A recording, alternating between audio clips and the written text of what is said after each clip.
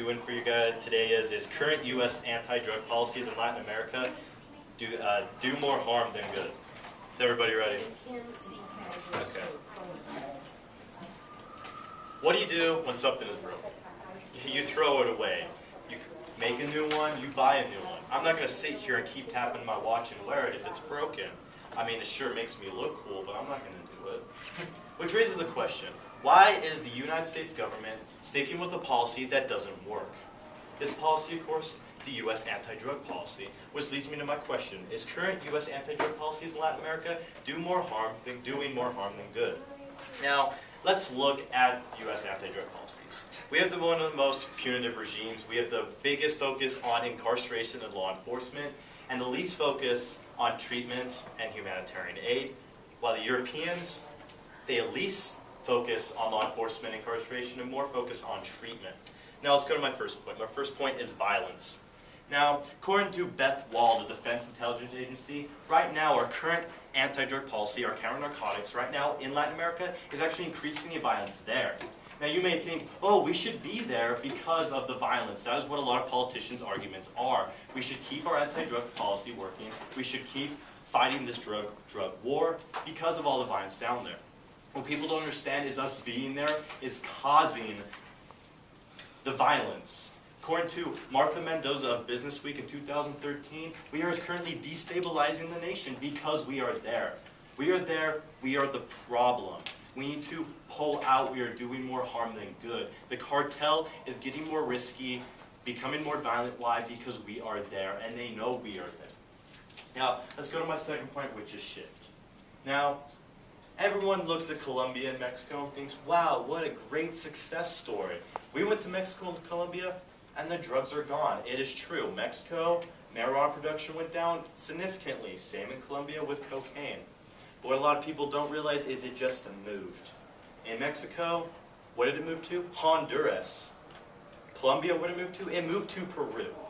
Now, you might think, oh, we went to these countries, so our anti-drug policies are working. If we go there, we should just go to Peru and Honduras, and it'll be gone. No, it won't, because what will happen? We'll go to Peru, we'll go to Honduras. Where will it move to next? Back to Colombia and Mexico, or it moved to another country? If you look at Latin America as a whole, we are not doing anything. If you shine the light on a cockroach, what is it going to do? It's just going to move. The drugs are just going to move. Now, on to my final point, which is alternatives. Let's look at the European system, like I said before. They focus more on treatment and humanitarian aid. Their anti-drug policies are extremely effective. Now let's look first on humanitarian aid. We give humanitarian aid to Latin America, to Colombia, to Peru, to Honduras, to solve the socio-economic problems there. It is directly linked that if you're poor, there's going to be drugs. Look at Compton. Look at D Street in Las Vegas. There are drugs. Why? Because they're poor.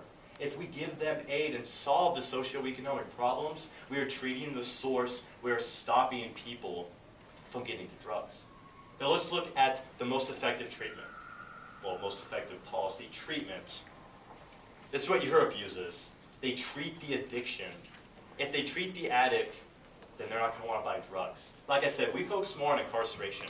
Like, if Brad is a drug addict, and I'm a cop, and I pull him over, and I arrest him, okay? He goes to jail for 3 years. He comes out, guess what? He's still a drug addict. He's still going to do drugs. It's not going to change anything. We wasted money to put him in jail.